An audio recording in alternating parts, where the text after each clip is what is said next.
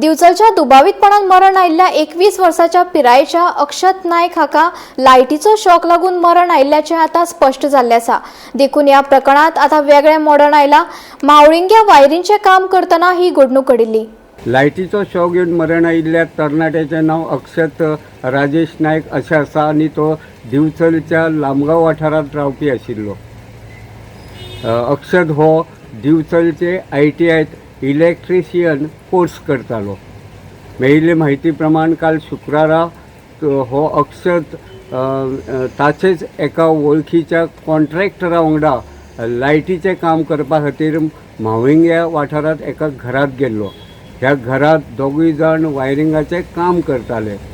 मात राती अचकीत काम करतना अक्षत हो तरणाटो सकयल पडून बेशुद्ध जालो।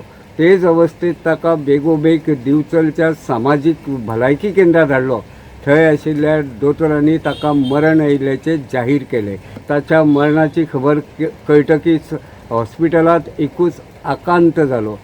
अक्षत हाका नेमकें कशें मरण आयलां तें कळपाक मार्ग नाशिल्लो।